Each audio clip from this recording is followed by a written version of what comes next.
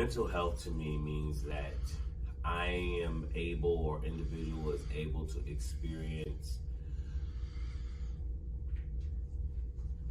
a sort of peace and vibrancy in their social emotional health, in their mind, in their heart, in their soul. They're experiencing a sort of vibrancy.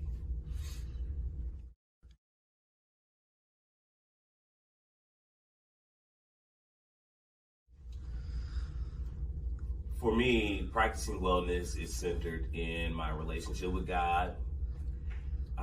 It is centered in my ability to every day get in the Word, the Bible, have my prayer time, and to ensure that I have, weekly engagement in the church. It is also spending time with my family. It is having conversations with my coworkers. It is taking walks. It is going on mission trips. It's just, allowing myself the time to stop and smell the trees, if you will.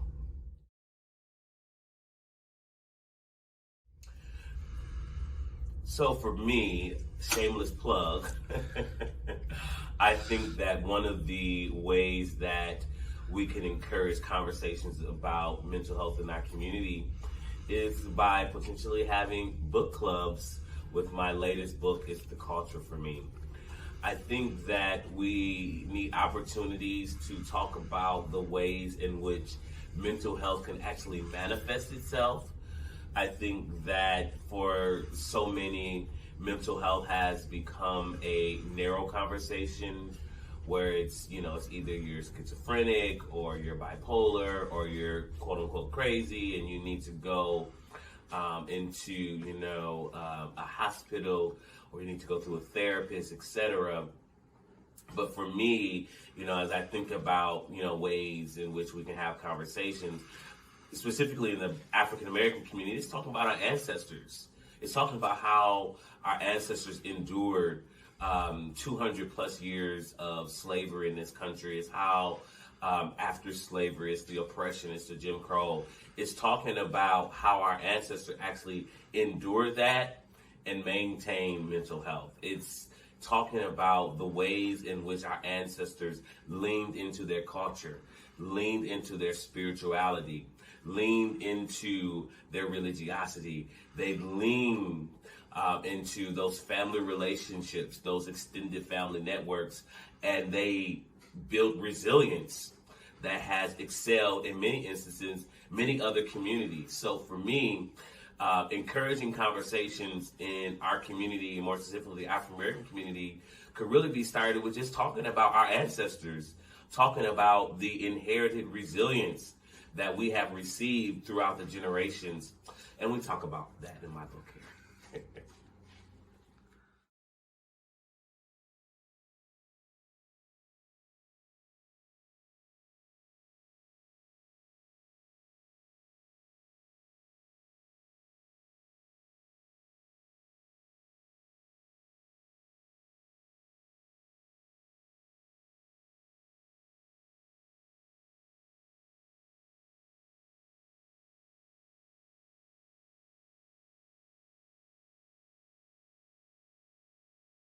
To me, mental health means being in peace.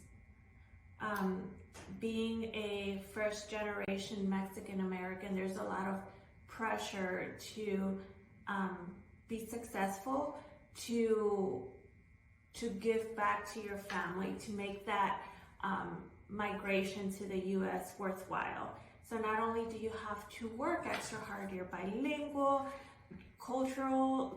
your culture is different, you compare yourself to your peers, and it's tough. It's tough because you internally put that pressure on yourself. It also means to me like slowing down my thoughts. And I've learned that we can't stop our thinking, but we can slow it down.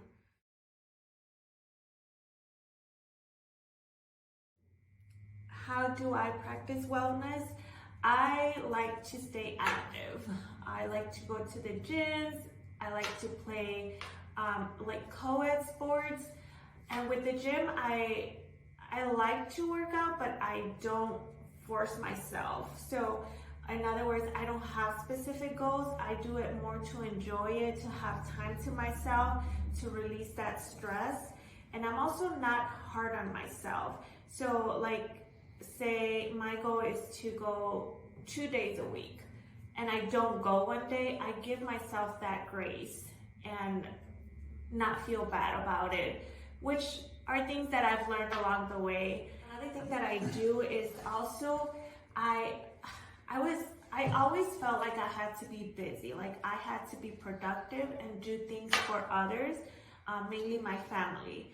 So I've been working on not having like to-do list on a day, and just going with the flow and seeing what happens. And I've noticed that I feel more in peace and relaxed. And I usually do that Sundays. It gets me ready for the following week. So, especially with minorities, it's important to not only have a bilingual therapist, but also bicultural. You know, a lot of us is not just who I am as a person, it's my cultural beliefs, my religious beliefs that have been passed down to me, and it's hard to break the cycle for my families to understand that. So I guess the first good step is for you to be open about how you're feeling, being okay with expressing how you're feeling. And if you can, teach your family here and there, and they'll start opening up. Sometimes they don't know any better. It's all they know to stay quiet, keep things to yourself, work hard, no free time, but that shouldn't be the norm. It's not healthy. So I would say that giving grace to yourself, having bilingual therapists and bicultural therapists are big factors to improving the mental health of BIPOC communities. For all of the minorities communities, if I could give an advice, it would be to focus more on your health. So I know we have a lot of barriers to break, a lot of struggles, a lot of setbacks, and that's valid, but also take care of yourself. Don't just work. Be open to changing the lifestyle that we're used to. Think about your own well-being and the one of your children for the future to come, because you want them to be at a better place mentally and emotionally, and they will learn it in other places, school, therapy, but why not learn it from you, from the parents? That would be very meaningful. And why not try different workshops? Why not go to therapy? You don't have to necessarily be struggling emotionally to go see a therapist. Maybe you're going through a lot of stress, you're making life-changing decisions. It could be as simple as you're starting a new job. You know, your children are going through some things. Talk to somebody. Even just talking to somebody, letting it out is a relief.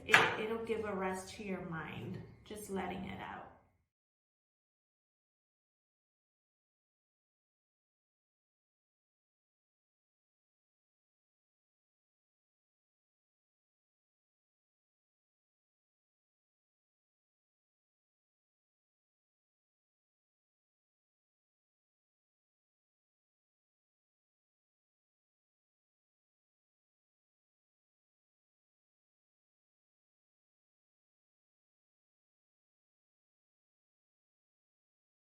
Me, mental health means what is clouding or what is taking place in my thought processes, how it's affecting my moods, my attitude.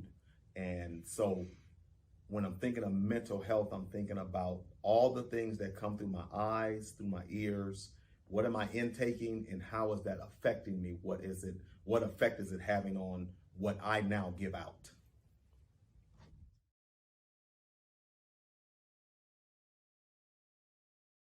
Making sure I'm constantly moving.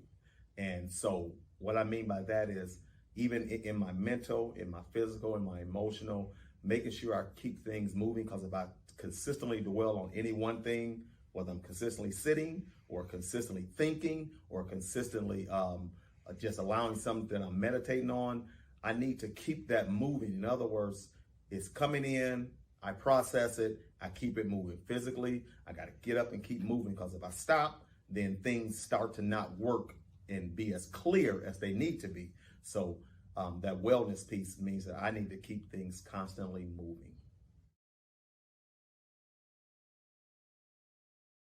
First of all, I think you guys are doing an awesome job by things like this, just talking about it. And when I say not only just talking about it, but being intentional about who we're talking to, from every class, every background, talking to, because it affects us all differently. But the key thing there, it affects us all. And so if we're talking about it, asking these questions and communicating about it over social lines, over ethnic lines, wherever we're talking, because we all have to deal with it. And I think when we don't deal with it, that's when we kind of get bogged down with it. So just consistently talking about it, communicating about it through every facet, in every medium that we have, really, to make sure we get the word out and get it out there in our community, so people know, guess what? We all deal with it on some level or another. And if we talk about it, we can all heal from it.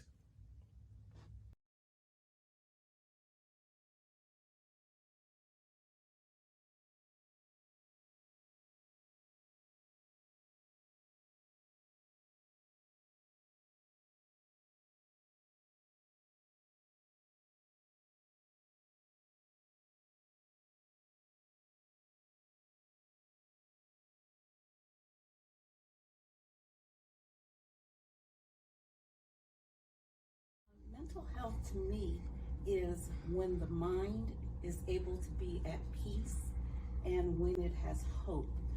The book I read, it's The Culture for Me, talks about how big a role it believes that the religious background, how big a role it plays on a person's mental health.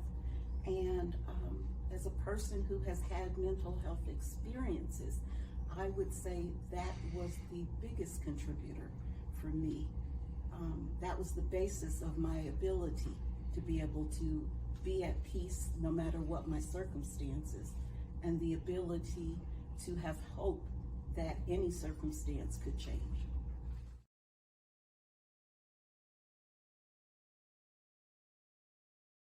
I practice in multiple ways. I try and manage my plate, which I don't always do the best job at, but I do try and do time management, and I make sure I try and get me time in every day.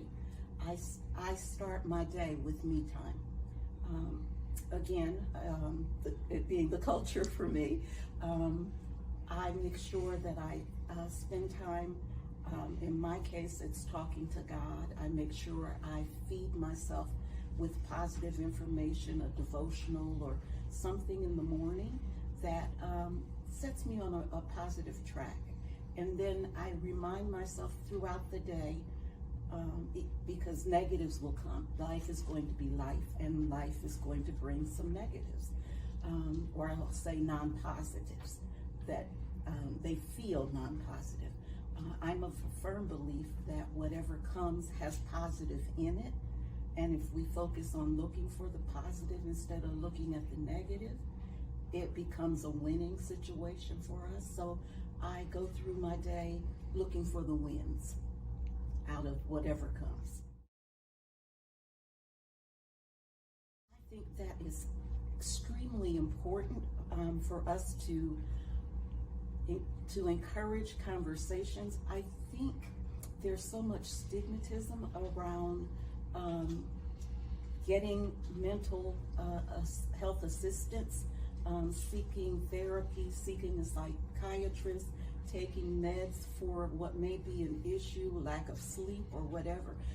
I think lack of mental health is a major issue in America and in society.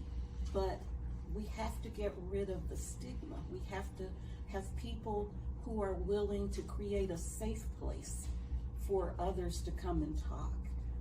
Sometimes it's not safe in church. Sometimes it's not safe at the workplace because you're not sure how it'll impact your employment. It's not always safe at home in the family to discuss what's bothering you. Sometimes you can't even get anyone's attention. Sometimes you want to talk, but people are so busy with their own lives that they aren't listening as well as they need to. They're not paying attention to the signs. They're not always knowledgeable of the signs. So I think we need to push the agenda more. I think we need to get more funding for the agenda. I think we need to have more people who will be open about what they felt, how they handled it, and people need to know there's hope for tomorrow. This day that you're facing that's so difficult is not your final day. And not enough people say that. So, as a community at whole.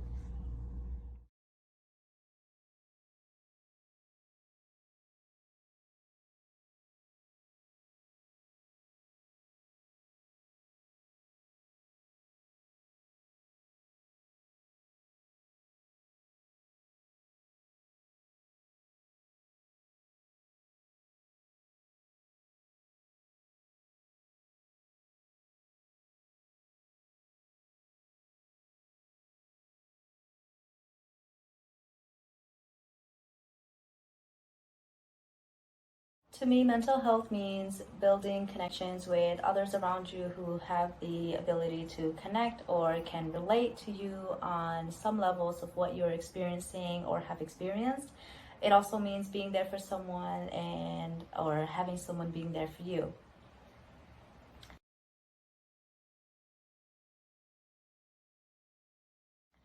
The past few months, I have been going to the gym. So getting a few workouts here and there have been good for my health. Prayer has always helped me. It has helped me in a multitude of ways. So when I'm having, moments where I feel the most anxious, the most stressed or overwhelmed, I turn to prayer. And I always get that sense of relief, that sense of peace and calmness every time. So those are some of the ways that I practice wellness. Accessible language accessibility, resources, educational resources to our community members, because oftentimes we either don't talk about it or we avoid the topic because we feel we are not equipped, we feel we are not well informed or well educated on the matter. And so being able to just providing this information, this resource to our members would be extremely helpful in opening up conversations.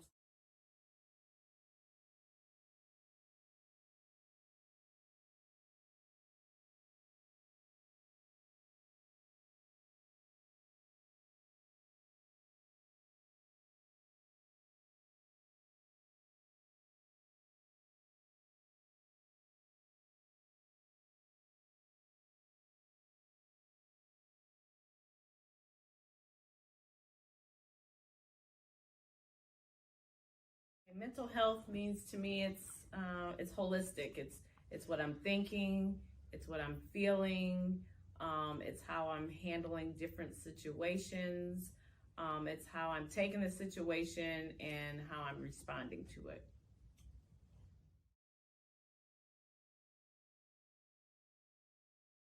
So how I practice mental wellness is through my faith. Faith helps, but there's other things that I recognize I need to do. I need to be careful of who I'm surrounding myself with. I have to be careful of how I'm allowing things to bother me. I take the biblical principles and teachings that I have, and then I try to see how I can use it to help me with some of the things that I have to deal with. And then I exercise 5 days out of the week because I realize that helps out a lot. And again, I always try to find gratitude in every situation so that I can think of the situation differently. I think just doing things like this, being transparent about the things that we're dealing with, because 9 times out of 10, someone else is dealing with it themselves. So the more we talk about it, the more we're transparent, the more that we're open about how we feel and how we handle things, it'll make people feel more comfortable to share as well.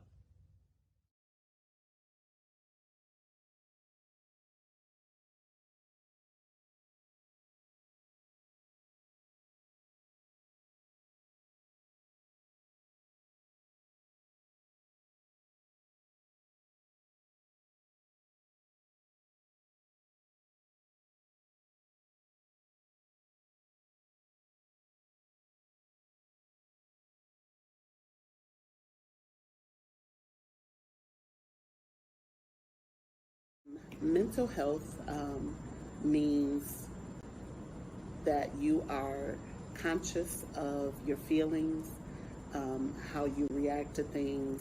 It's a balance of dealing with stressors and feeling like you're going to be okay. Even though you have those stressors, you're learning how to deal with them in a way that you feel like you're okay after. Like, yes, life happens. Yes, things come your way.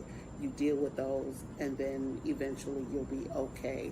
So having good mental health is having a balance between dealing with stressors and being okay afterwards, or having a feeling of being okay after you deal with those stressors.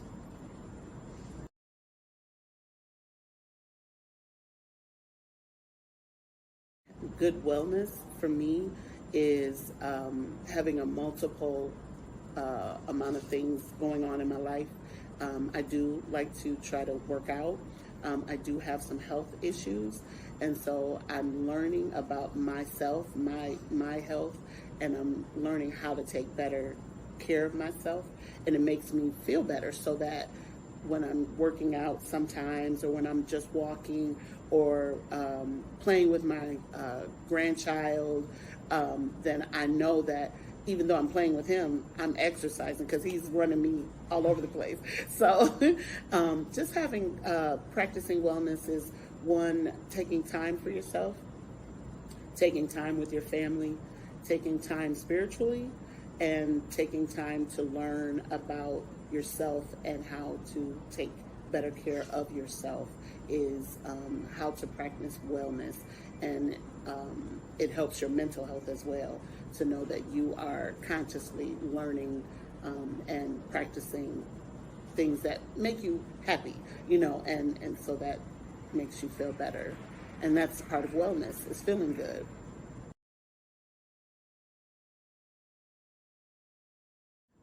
Encouraging conversations is something that's important to me.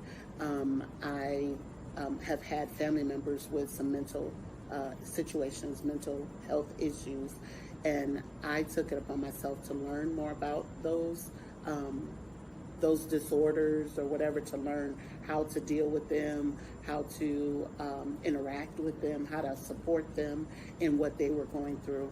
And through my church, my pastor has increasingly supported myself, and he wants to engage in learning more about mental health and the illnesses and supports for them. So as a community member, I work with my church we do these mental health symposiums, and mental health symposiums bring us together annually to learn about different aspects of mental health, learn about the resources that are locally provided to us, and we educate the community. So it's not just helping the community, it's helping us to learn more of the resources so that when people are in crisis, I can individually tell them where they can get supports. I know some of the supports that are provided in our community, and I feel good about that, and I feel supported by my church also by doing that. But it increases the conversation because people attend, they get to ask questions, they get to learn for themselves what they need to know that is on their mind, and they get to want to engage with others to learn more about mental health, what it does to others, what it does to people like us, and how to appreciate them and how to respect everyone and let them maybe have their crisis, but be there to provide supports and information. So I think it's just really important that people do talk about it if they have their own mental stresses, to be able to be that person that they can come and talk to and not tell them, well, this is what I would do. Just, but to be there to listen and to be able to provide supports if they ask for it. Most people just want you to listen and know that they're going through a struggle, and it's not compare and contrast with your own experiences. It is to listen to them and to be that listening ear. But at the end of the day, you also want to provide them with supports and ways that they can get help with any issue that they're dealing with that they just feel like they can't resolve on their own.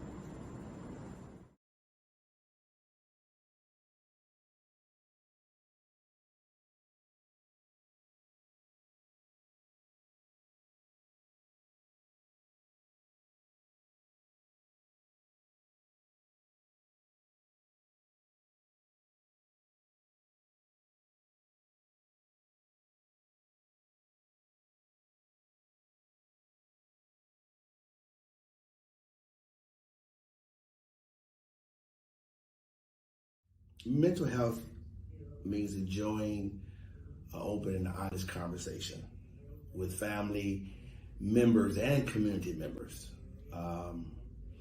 As one who represent people or the voices that's not being heard, means getting involved in causes that, very, very passionate about, people passionate about.